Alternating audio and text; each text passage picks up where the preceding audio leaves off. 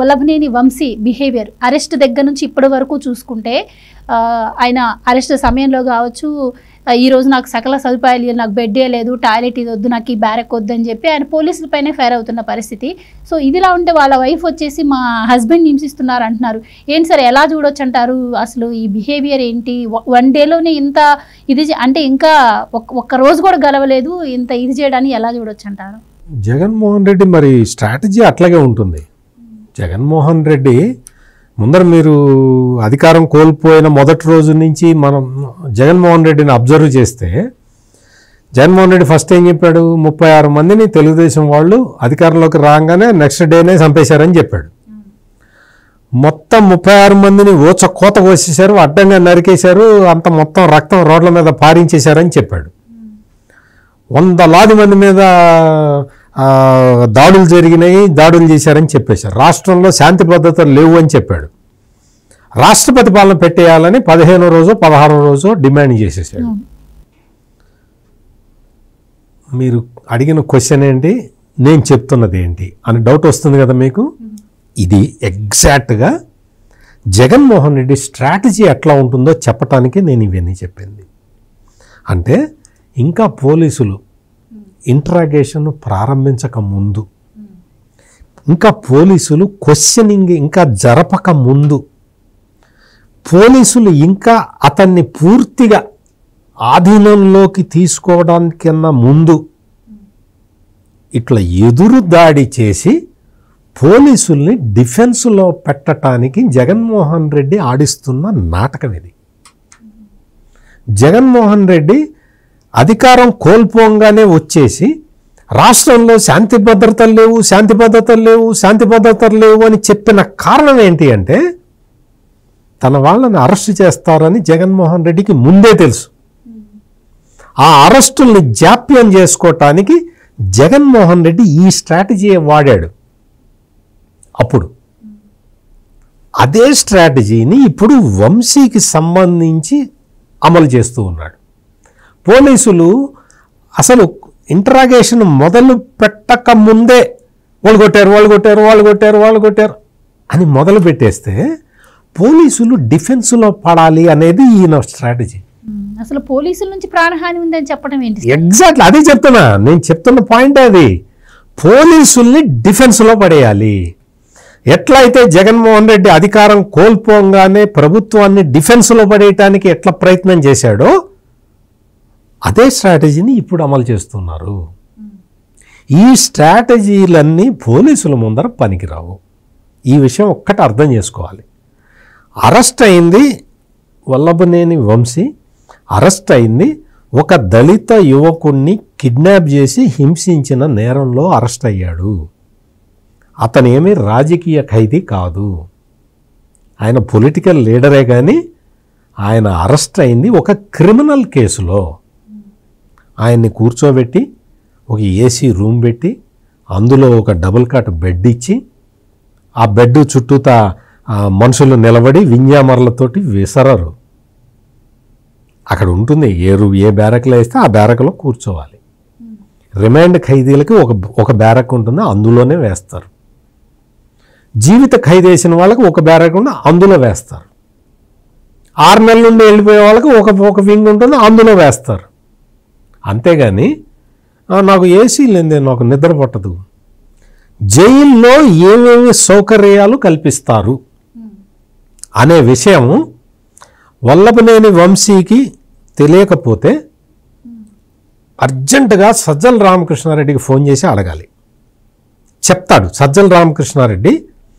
అప్పుడు చంద్రబాబు నాయుడిని అరెస్ట్ చేసినప్పుడు జైల్లో ఏమేమి సౌకర్యాలు ఉంటాయి, ఉంచాలి, ఏమేమి సౌకర్యాలు ఉంచాలి అని జైల్లో మాన్యువల్ చదివి వినిపించాడు.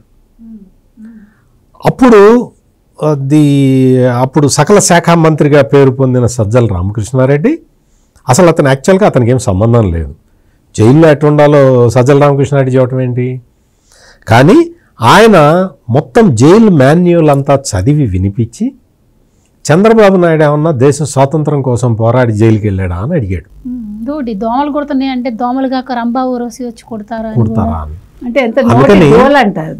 అందుకని వల్లభనేని వంశీకి నేనిచ్చే అడ్వైజ్ ఏంటి అంటే, ఒకసారి సజ్జల రామకృష్ణారెడ్డితో మాట్లాడు, ఆయన చెప్తాడు.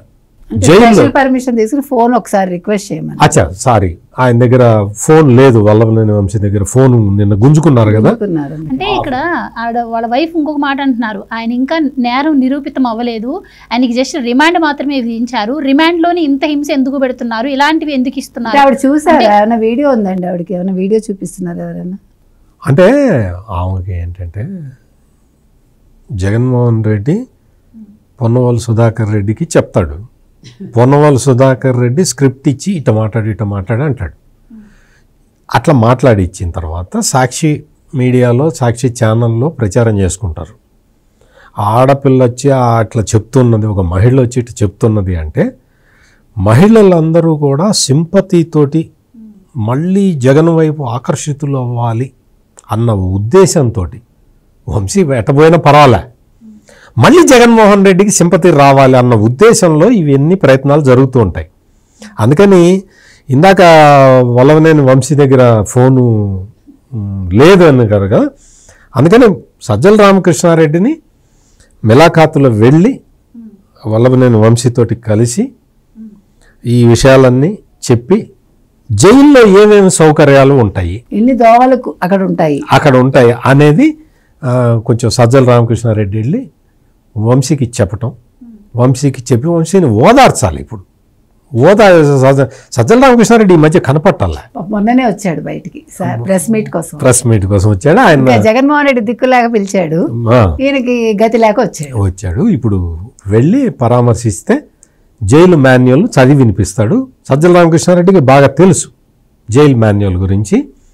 వల్లభనేని వంశీ వైఫ్కి, ఆమెకి ఏంటి అంటే, కొంచెం ఇంతకాలం మొత్తం ఐశ్వర్యాల్లో తేలియాడింది. భర్త ఎక్కడెక్కడి నుంచో డబ్బులు కట్టలు తెచ్చిస్తూ ఉంటే అవన్నీ చూసుకొని కట్ల మీద పడుకున్నారు సార్. ఎంత నా భర్త ఎంత గొప్ప వ్యక్తి, ఇంత ఎవడన్నా సంపాదిస్తాడా? షార్ట్ స్పాన్లో జగన్మోహన్ రెడ్డి తర్వాత అంత అమౌంట్ సంపాదించిన వ్యక్తి నా భర్తే అని ఇంతకాలం పాపం గర్వపడి ఉంటుంది. మరి ఇప్పుడు బెడ్ లేదే, మా ఆయన పడుకోడు, బెడ్ ఇవ్వాలి కదా.